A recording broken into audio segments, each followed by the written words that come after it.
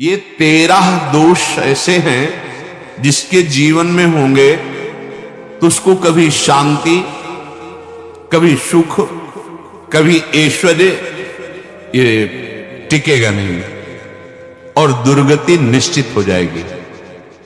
बहुत ध्यान से सुने। एक श्लोक में 6 दोष और दूसरे श्लोक में 7 दोष। उपासक को कभी इन दोषों को अपने अंदर टिकने नहीं देना चाहिए। और जो संसार के मार्ग में चल रहे हैं, अगर इन दोषों में चलेंगे तो वो जो आपके पुण्य कर्मों से ऐश्वर्य है भी वो नष्ट हो जाएगा। आप दुख, चिंता, शोक से ग्रसित होकर बड़ा दुख में जीवन व्यतीत करेंगे और आपकी गति बिगड़ जाएगी, दुर्गति हो जाएगी। विकत्थनः स्पृहायुर्मनस्वी बिभ्रत् कोपम चपलो अरक्षणश्च एतान् पापा षण्णराः पाप धर्मान् प्रकुर्वते नोत्र सन्तः सुदुर्गे संभोग संवित् विषमोति मानी दत्तानुतापी कृपणो बलीयान् वर्ग प्रशंसी वनितास्तुदेष्टा एते परे सप्तमशंस वर्गाः। जो अपने मुख से अपनी बड़ाई प्रशंसा करता है,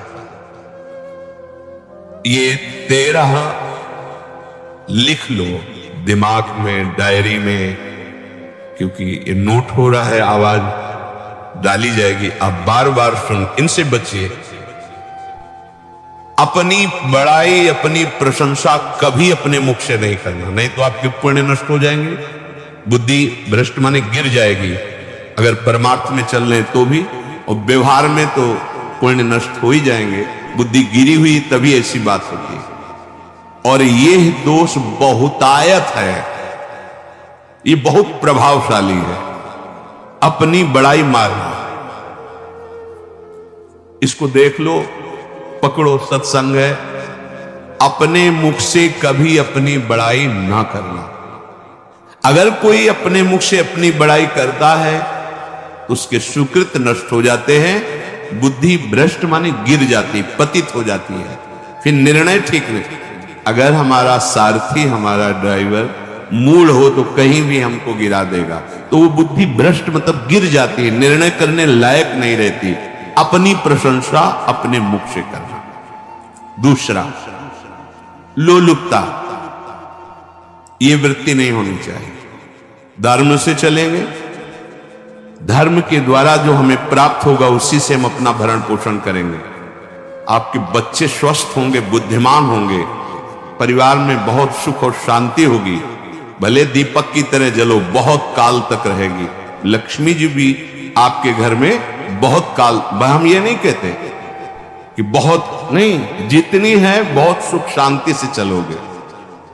अगर लोलुपता करोगे, हिंसा, छल कपट, व्यभिचार, चोरी, ऐसे धन आ जाए, वो आएगा, लेकिन वो हाइलोजन की तरह आएगा, एकदम प्रकाश, वो फ्यूज, बिल्कुल अंधकार करके जाएगा। देख लेना, तुम्हारे जो सुख के हेतु हैं, तुम्हारा शरीर, तुम्हारे बच्चे, तुम्हारी पत्नी, तुम्हारा परिवार, उसको देख के तुम रात दिन जलोगे बिना आग के। ऐसे उनके आचरण होंगे, ऐसे उनके अंग होंगे, ऐसे उनके दिमाग होंगे, ऐसा उनका व्यवहार होगा।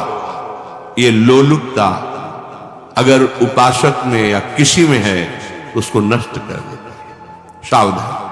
तीसरा, यदि आपका अपमान होता है तो आपको उसे सहन करना होगा, उससे आपके पाप नष्ट हो जाएंगे। जो तनिक सा भी अपमान होने पर बहुत क्रोध करके दूसरे का अपकार करने लगता है, ये आपका पतन करा देगा, ये आपको फंसा देगा, हृदय जलेगा, अर्थव्यवस्था नष्ट होगी, पूरा परिवार दुखी होगा। जरा सा अपमान की संभावना में आप किसी से भी भिड़ गए, किसी से भी, वो ये प्रवृत्ति आपका पतन कर देगी। उपासक में तो अपमान सहना अमृत है, नीचा अपमानम सुधा, पर व्यवहार में भी ज्यादा उत्तेजित मत होइएगा। ये तो कुछ मिनट की बात है। अगर आपने उसे मारा पीटा, रिपोर्ट हुई कानून की, ओ फंसते चले जाओगे, अर्थ जाएगा, समय जाएगा, चिंतन जाएगा, बहुत तरह से हानि हो जाएगी। अगर आप सह गए तो आपका सहना उसके लिए आग बन जाएगा। उमा क्षमा साप होते भारी, तुम्हें दंड देने की जरूरत नहीं, उसका एक कर्म ही उसे दंड दे देगा। आप शांत हो जाइए, आप सत्संगी हैं, आप शांत रहिए। चौथा, निरंतर क्रोध और उसका चिंतन। बैठे बैठे बस द्वेषियों का चिंतन ही हो रहा है। वीडियो को स्किप ना करें, वीडियो को पूरा देखें। राधे राधे। अंदर क्रोध का चिंतन और द्वेषियों का चिंतन ही हो रहा है। द्वेष भरी बातें, द्वेष भरे क्रियाएं, उन्हीं का चिंतन करके जलते रहना क्रोध से। उपासक को तो क्रोध करना ही नहीं चाहिए, बहुत शांत। ठीक है, अभ्यास में कभी क्रोध हो सकता है, उसको फिर समन करो, अंदर से प्रायश्चित, जैसा कि अब गलती हुई आगे नहीं करेंगे। और व्यवहार में भी क्रोध को आप पीना सीखें।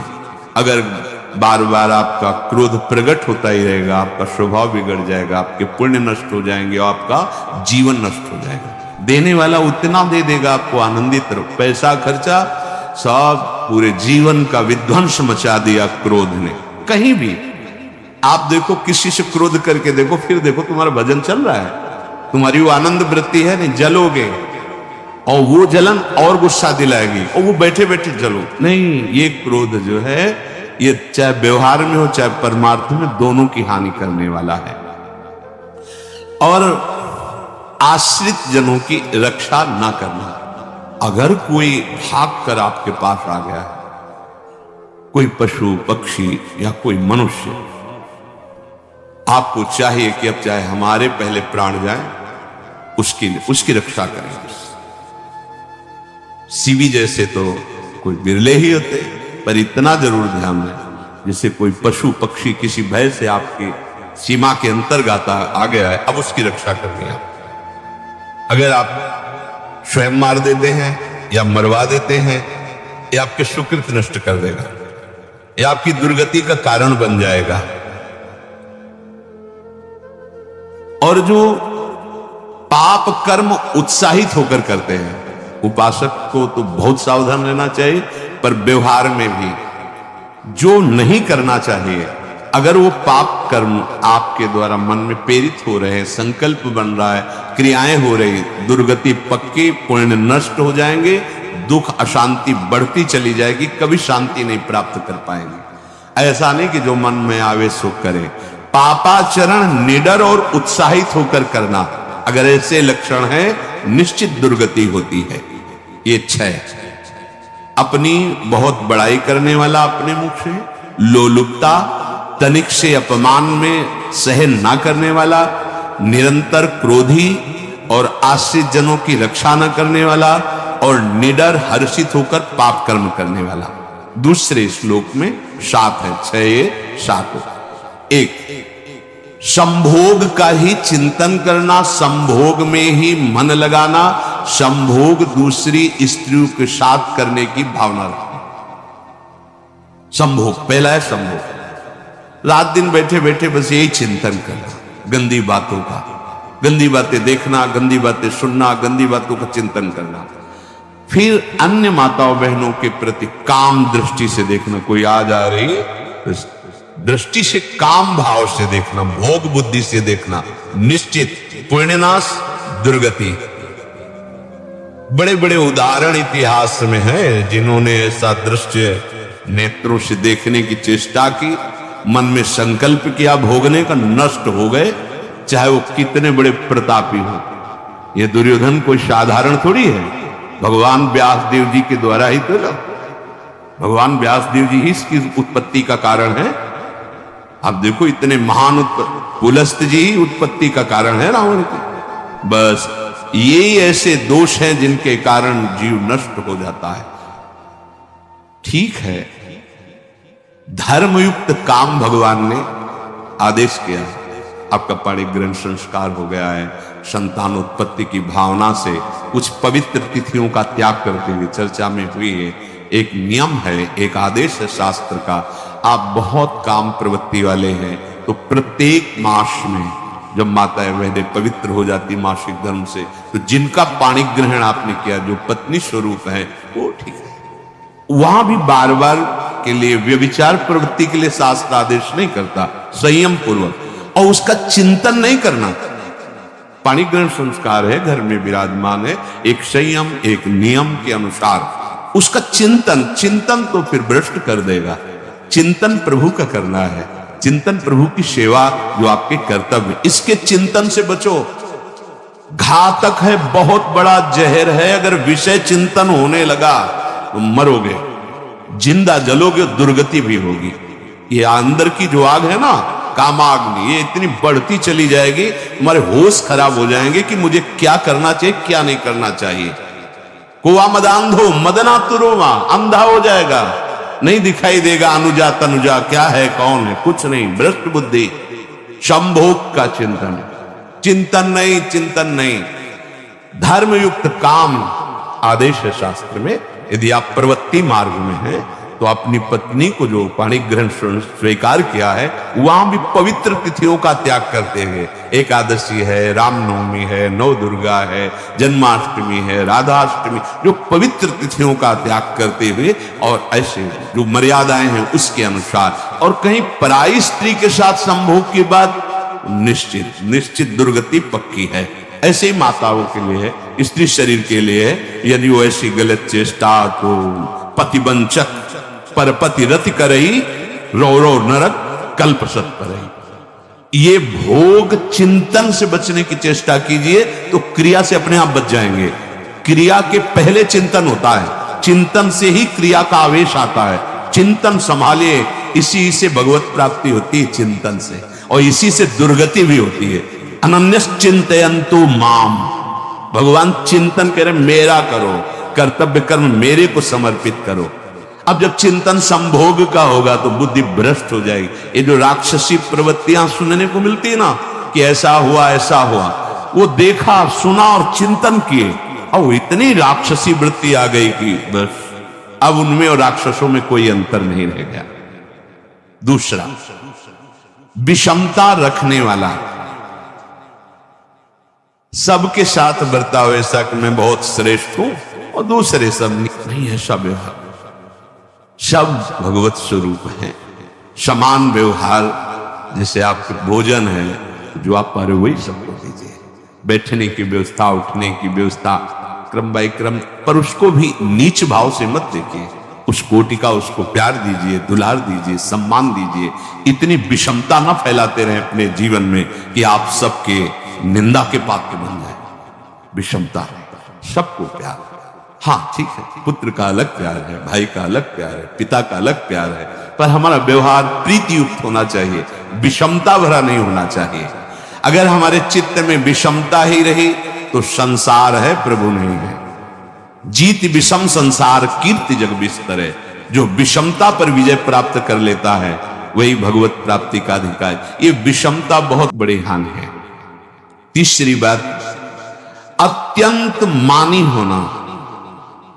जहां आपके प्राण कमजोर होंगे, पुण्य नष्ट होगा, आयुश्री सब नष्ट होना है, ऐसे आचरण करवाएगा गुरुजनों के साथ, महापुरुषों के साथ। ये बहुत नीच प्रवृत्ति है। अत्यंत मान प्रियता, मुझे सम्मान मिले, उत्तम प्रवृत्ति है। सबको मान देना, स्वयं अमानी रहना। चौथा, दान देने की बात कह के मुकर जाना या दान देकर पश्चाताप करना। दे दिया है, बहुत जल रहे हो, दूसरे से वार्ता कर रहे हो कि पता नहीं क्या बुद्धि में हो गया, हमने उसको इतना कहा था, उतना दे दिया, क्यों दे दिया, ऐसा ऐसा, मतलब अंदर चिंतन करना, क्यों दे तो दिया। इसके बाद जो आपका ये जलन हो रही, पश्चाताप, सुकृत नष्ट हो रहे। दान देकर पश्चाताप करना या दान देने की बात कह के मुकर जाना। जैसे आपने कह दिया आपको इतना इतना ऐसा, अब आप मुकर गए, ब्याज सहित तुम्हें देना होगा, ये तुम्हारी दुर्गति का कारण बन जाएगा। ऐसे ही नहीं बोलना चाहिए, बहुत होश से। वाणी एक अमोल है, जो कोई बोले जान, ये तराजू तौल के तब मुख बाहर आन। पांचवा, अत्यंत कृपण होना। ना परिवार को सुखी कर पा रहा, ना अपने को सुखी कर पा रहा है। एक एक सिक्का बैंक में जो मर गया। धन की वास्तविक गति यही है कि अपने परिवार को खूब उसकी अनुकूलता प्रदान करो, उसमें से कुछ हिस्सा किसी ऐसे को जिससे तुम्हें बदले में कुछ लेने की भावना ना हो। कोई साधु महात्मा, गाय, पशु, पक्षी, किसी भी जीव बीमार है शरीरधारी, उसके जिससे कुछ कभी लेने की भावना ना हो, एहसान की भावना ना हो। सो धन धन्य प्रथम गति जाकी, धन्य हो गया उसका धन। अब वो कृपण का धन किसी काम में ना स्वसुख, ना परिवार के सुख, ना धर्म कार्यों में, व्यर्थ जीवन चला गया। उसी धन का चिंतन करना, उसी का संग्रह करना और उसी की रक्षा करते करते शरीर छोड़ देना, तो चिंतन बिगड़ गया। तो कह रहे हैं जो कृपणता है और अर्थ और काम की प्रशंसा, उसी की चर्चा, उसी का चिंतन, रुपया और भोग, उसी की चर्चा कर, जहां बैठे रुपया की चर्चा, भोग की चर्चा, जहां एकांत में बैठे उसी का चिंतन, कैसे रुपया बढ़े, कैसे भोग मिले। और अगर अवसर मिला तो रुपया अधर्म से आवे चाहे धर्म से, उसको इसकी कोई परवाह नहीं। भोग चाहे धर्म से हो चाहे अधर्म से, जिसका अर्थ और काम भोग ही चिंतन है वो धर्म नहीं। जिसका धर्म चिंतन का विषय है तो अर्थ और काम भी ऐसा होगा जो मोक्ष प्रदान करने वाला हो। धर्म, अर्थ, काम, मोक्ष। और जो बालक, स्त्री, पागल, असहाय, जो इनकी रक्षा न करके इनकी हानि करता है, दुर्गति निश्चित है। माना आपकी पत्नी है, उसका स्वभाव बिगड़ा हुआ है, क्रोधी है, कटु वचन बोलता, लेकिन आपके ही प्रारब्ध के लिए, माना वो आपका पति ऐसा स्वभाव वाला, पर आपके ही प्रारब्ध से तो सहयोग बना है आकर, अब इसका निर्वाह कर ले जाओ तो पवित्र हो जाओगे दोनों। और अगर झगड़ा और लड़ाई और मारपीट और कहीं हिंसादि के रूप में उतर गए तो फिर और करनी बिगड़ गई। बालक है, आप उसको ज्ञान नहीं कि आप पवित्र है, कि आप पवित्र है, उसको ज्ञान नहीं कि आप उसके साथ व्यवहार अच्छा कर रहे हैं कि बुरा कर रहे हैं। रक्षा करनी है आपको, शोषण नहीं करना। कह रहे स्त्री, बालक और पागल, जिसे विक्षिप्त है, पागल है, आपको रक्षा करनी है। बन जाए तो उसको भोजन, ऐसा नहीं कि ईट मारो, उसको अपमानित करो, उसकी बुद्धि खराब है, प्रारब्धवशात खराब हो गई है। तो शास्त्र आज्ञा करता है स्त्री, बालक, जैसे पागल, विक्षिप्त आदि हैं, असहाय है, असमर्थ है, बूढ़ा है, वो आप सेवा भी करो तो गाली दे सकते हैं, उनकी बुद्धि बिगड़ गई। आपको उनको दंड नहीं देना, मारना नहीं है आपको। मान लो आपके बड़े बूढ़े बुजुर्ग जन हैं, आप सेवा भी कर रहे तो आपको कटु वचन बोल सकते हैं, आपकी निंदा कर सकते हैं, लेकिन आपको उनके साथ व्यवहार सद करना है। अगर आपने इन दोषों को स्वीकार किया तो निश्चित आपकी दुर्गति होगी, न इस लोक में आपको शांति मिलेगी न परलोक में। इसलिए इन दोषों को बार बार सुन करके और हृदय में जांचो कि कहीं है तो नहीं, अगर है तो सत्संग, भजन बल, भगवत प्रार्थना के बल से इन दोषों का त्याग कर दो, जीवन मंगलमय हो जाएगा। शेष चर्चा आगे। श्री राधा वल्लभ लाल।